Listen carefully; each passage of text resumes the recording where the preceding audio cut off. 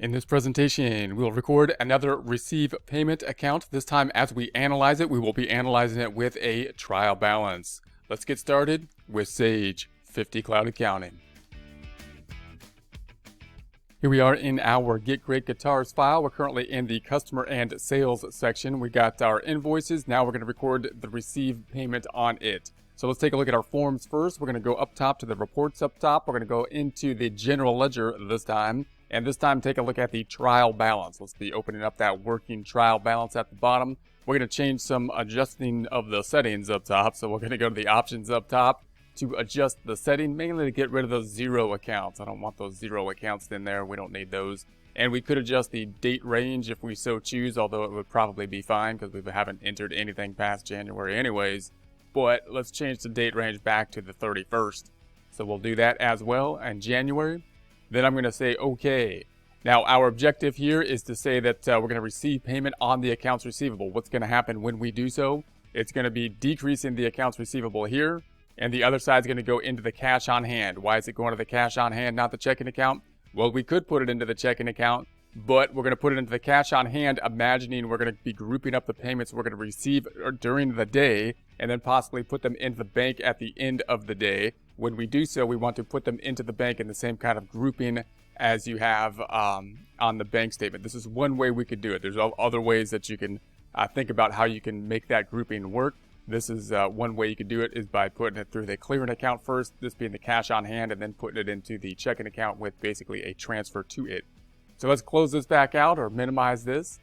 Minimize that, and then we'll be back in the customer and sales section. So last time we had the sales invoice. If we take a look at the sales invoice by selecting that drop down and view and edit the invoices just to see what we have in here, and we're going to change the dates to the year if yours isn't showing the year, and now we have the invoice is going to be Jones. Jones is going to be the invoice that we are working with at this.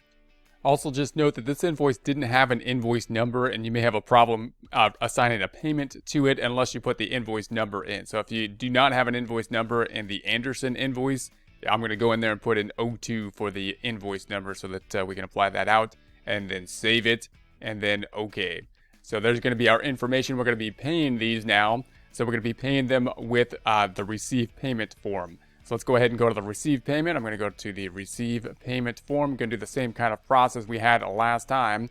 I'm going to say the ticket number. I'm going to put a number here. We're going to say that it's going to be this time from, this one is going to be Jones. So we'll say Jones. Then it pops on over to the invoice. So there's the invoices related to Jones.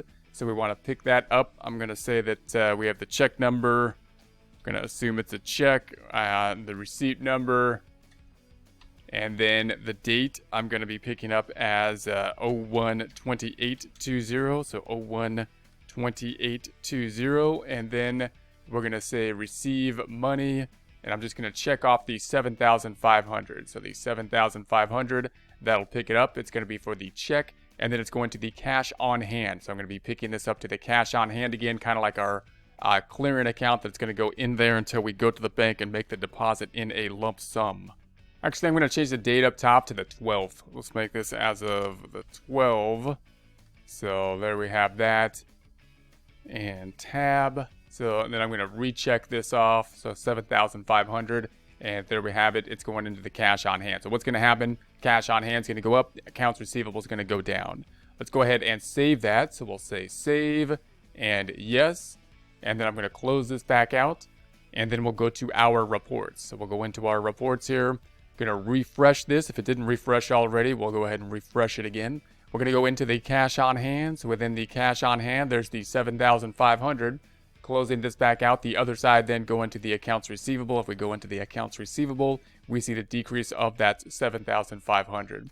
Closing this back out, if we go on back to our reports, no impact on the income statement, by the way, of course. We're going to do this process again. We're going to go down to the receive payment. Also note that these beginning balances, these are the beginning balances that we're entering. So we didn't actually enter these with an invoice. We entered these with the beginning balance to accounts receivable, and when we set up the customers, which we're basically paying off in the same kind of format you would see with an invoice, because that increased the accounts receivable. The actual invoice related to these beginning balances would have been entered in the prior, accounting system as we enter these beginning balances. So just keep that in mind. We're going to go to the receive money from customers again. Receive money from customers. I'm going to make this large, and I'm going to say the ticket, and we're going to say the customer ID this time is going to be Smith. We're going to say this is Smith Guitars, and the date for Smith Guitars will be the 13th. So I'm going to say this is going to be 011320, and then we'll check this off. We're going to check this off. That's going to be the 8,000. Again, we could select a payment amount. I'm going to keep the check here, and then we could put a reference number, and then the receipt number, or the check number, and the check or reference number. So this would be the check number, the check we received, and then I'm going to be putting it into the cash on hand, and then again we'll take it out of the cash on hand, group it together as we put it into the actual checking account. Let's go ahead and save this. I'm going to say save, and yes. Close this back out, and then let's check out what has happened. I'm going to go back on over to the balance sheet, or the trial balance I should say. Let's refresh it if it hadn't yet been refreshed, and then we're going to go back up top. We're now at the 20,500. We really got to go to the bank and deposit this stuff because we've got a lot of the cash on hand. There's going to be the 8,000. There's the 8,000. Closing this back out. Other side then going to the income statement, or I'm sorry, to the accounts receivable. So if I double click on the accounts receivable, there's the other side of it. So we're going to close this back out. And then if we go back on over to our reports, note that we're also kind of tracking this by the receivable. So you can also take a look at your customer list and see the activity in the customer list. So if we were to say we want to view and edit the customers, view and edit the customers, then we have the Anderson guitars and the Smith guitars, that they're giving us a balance here of what is currently due within these areas or within these customers. So that's going to be it for now. Let's get out of here.